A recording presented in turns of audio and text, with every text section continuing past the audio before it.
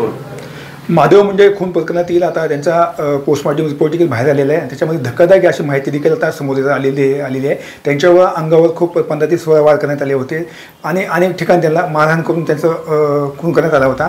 आता त्यांच्या संदर्भात म्हणजे त्यांची पत्नी ज्ञानेश्वर मुंडे आपण त्यांच्याशी संवाद साधला. काय सांगायला आज अनेक दिवसानंतर पाहिले तर महादेव मुंडे यांच्या खुनाचा रिपोर्ट आता बाहेर आलेला आहे. त्याच्यात धक्कादायक माहिती देखील बाहेर आलेली आहे. काय सांगाल, काय प्रतिक्रिया असणार आहे? एवढीच क्रिया आहे की आता एवढे 16 वार आणि गळा चिरून म्हणजे 3 सेंटीमीटर खोल होता मध्ये वार.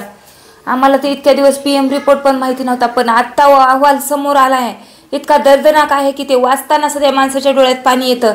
इतकं विचित्र पद्धतीनं मारून बी हे प्रशासन म्हणजे आरोपीला पाठराखण करतंय.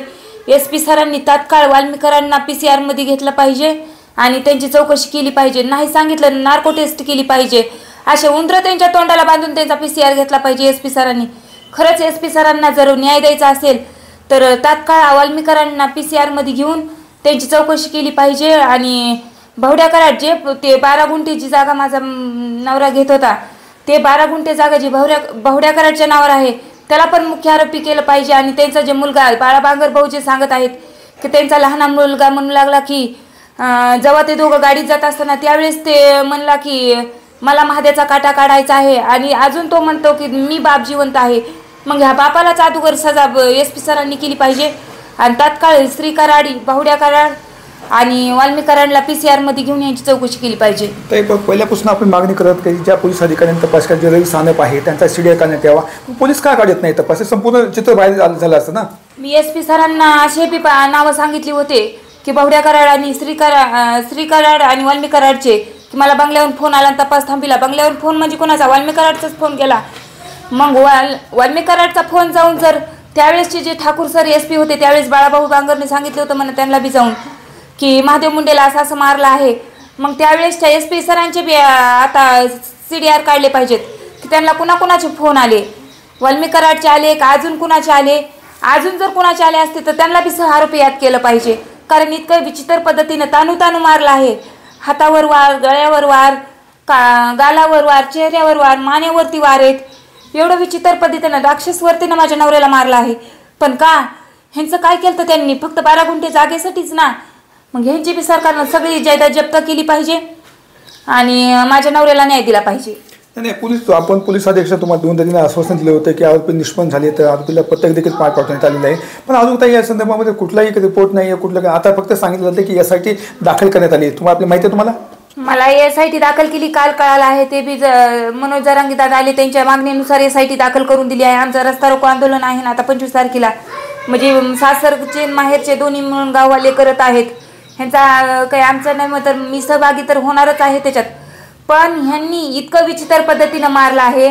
हे जन आंदोलन करण्याची काय गरज आहे? सगळं सानप सरांना तर आरोपी माहिती आहेत.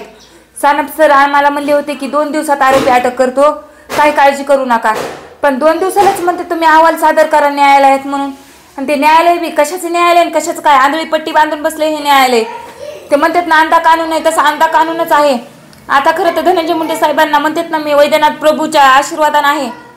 मग खरं धनंजय मुंडे साहेबांना 3रा डोळा उघडण्याची आता गरज आहे.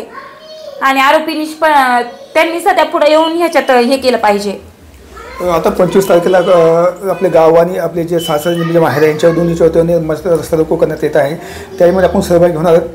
हा, मी तर सहभागी होणार. माझं पूर्ण कुटुंब त्यात सहभागी होणार आहे.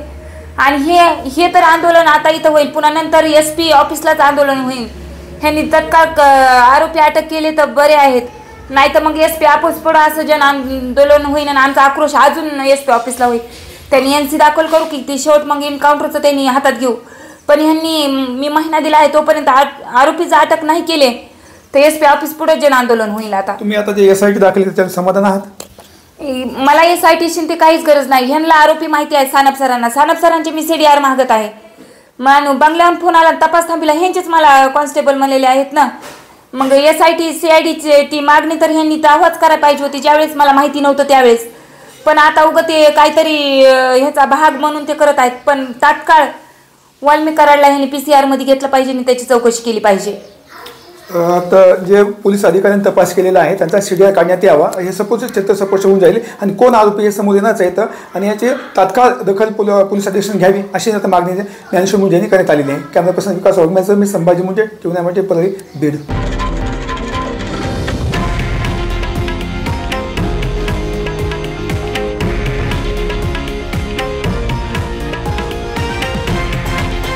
हे आहे देशातील नंबर 1 न्यूज नेटवर्क आणि आपण पाहत आहात TV9 मराठी, एकमेव.